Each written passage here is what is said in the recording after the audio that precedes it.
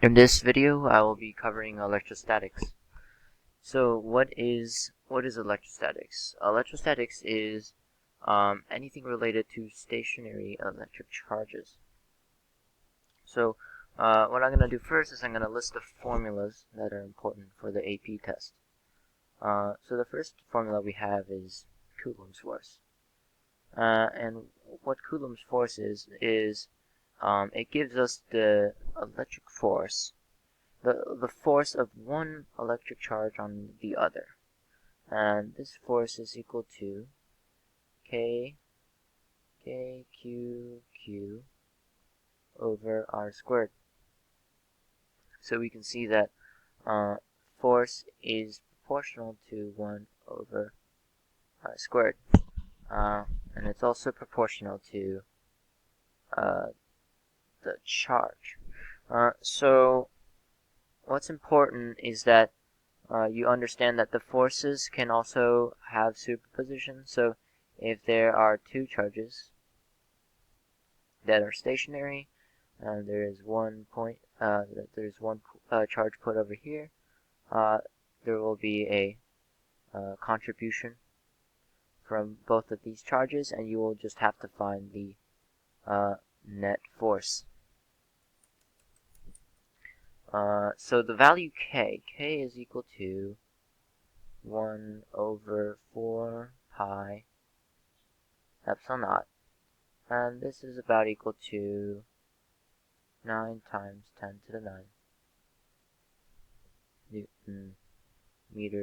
Newton meter squared per Coulomb squared. So that's forces. Let's move on to the electric field. Similar to a gravitational field, you multiply the electric field by the charge to obtain the force. And the gravitational analog is F equals mg, and m is similar to E. So, the force can also be written as kq over r squared times q. And so this quantity here is equal to the electric field. Now let's move on to electric potential. So we know that force is equal to negative du dx. And we know that we can actually multiply dx on both sides, and we can get the f dx equals negative du. So then we can get delta u is equal to the integral of negative f dx. And if we divide both sides by q, in the end what we'll get is we'll get that v, because the u over q is equal to v, so we get v equals negative e. Since we know that force, if we divide by q, right, we get e, so is equal to negative e dl. So this is where it comes from, the equation for electric potential. And for point charges, we can write v is equal to kq over r. And now if you encounter a problem where they ask you what the total electric potential is, and let's say that there were 3 charges given, you would just simply add up the electric potential between all pairs of charges. So between these 2 charges, between these 2 charges, and between these 2 charges. So, and if they were all the same charge q, it would simply be 3 times kq over r, if they were all the same distance r away. So yeah, now let's move on to energy, and to not get confused with electric fields, We're going to do it in blue. So energy is equal to, now if you have 2 point charges, it's simply equal to KQQ over R. And like electric potential, you can simply, to get the total energy, you would sum up the energy between all pairs of point charges. Now let's say we have a charge, and we have electric potential lines. And this electric potential line around it would be a circle. Let's say this was like 8 volts, and this was something like 4 volts. And just remember that electric potential, the unit is volts, and the reason why it gets less, right, is because distance increases, and we do know that the electric potential is proportional to 1 over R. So if R increases, the potential will decrease. If they asked what the work the electric field does to move a charge from, let's say, from the 8 volt equal potential line, this is what it's called, an equal potential line, to the 4 volt equal potential line, the work done by the electric field is equal to negative Q delta V. And the reason why it's negative is because if, let's say in this scenario, we know that this positive charge, let's say it has 5 nanocoulombs of charge, if this positive charge moves from 8 to 4, the delta V would be negative, and in the end, you would have positive work. Now that makes sense. And this is because your electric, this point charge here, does force in the same direction.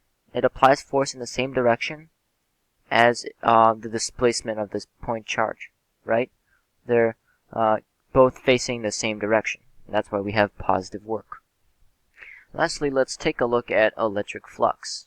So what is flux? Flux, let's say we have a spherical Gaussian surface, a closed surface, and we have a point charge inside.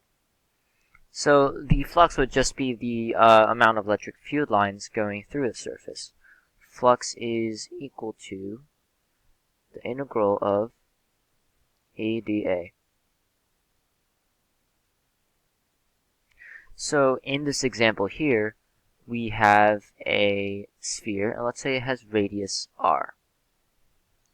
And when we look at this example, we can see that on the spherical shell, the electric field will remain constant because the distance doesn't change, right? It's always a distance r away from the charge, and it's the integral of all the tiny dA summed together. So we can rewrite this as EA in this example, because all the tiny dAs just sum up to the total surface area of that spherical shell.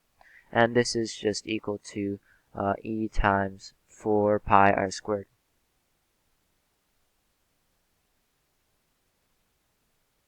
And if you need a handy tool to remember the formula for the area of a sphere, just you can use dimensional analysis, and just you can see that the area would have units of meters squared, and this is why it's r squared.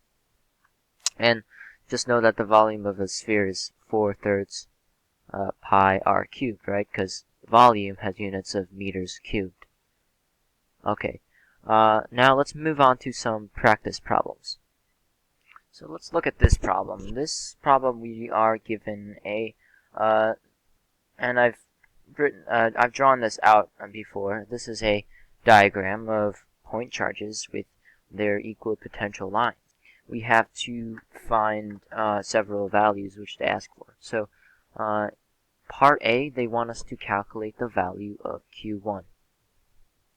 So the principle to keep in mind is that that the total electric potential is the sum of the electric potentials of each point charge. So let's pick a convenient point to work with. We can pick point B because we know that it's right on this intersection of these solid lines. And what we know is that we know the potential at B is equal to the potential of Q1 plus the potential of Q2. So let's write that out. It's equal to V1 plus V2. And what is VB?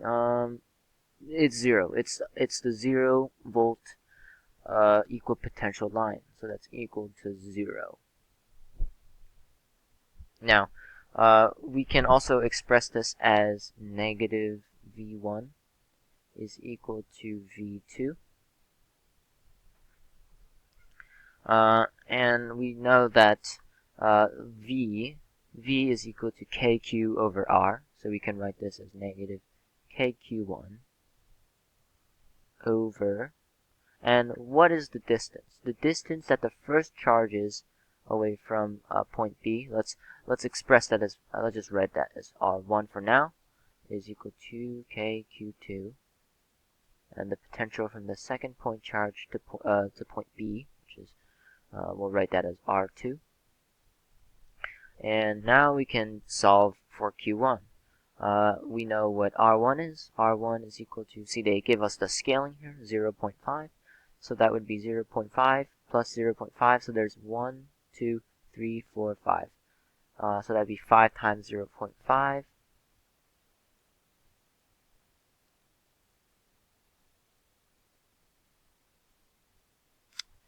We're given what Q2 is. Q2 is equal to, it's equal to 2 nanocoulombs. 2 times 10 to the 9, negative 9. And we're also, we can figure out what R2 is. R2 is 2 times 0.5. And simply just put these values in and solve for Q1. And you'll notice that K does cancel out, so it's a little more convenient. Alright, let's move on to part B of the question. On part B, we have to draw a vector representing the direction of the electric field at a point. So at point C, the electric potential is negative 12, and it goes, and the one near it is negative 16. So it's important to remember that a positive charge, for a positive charge,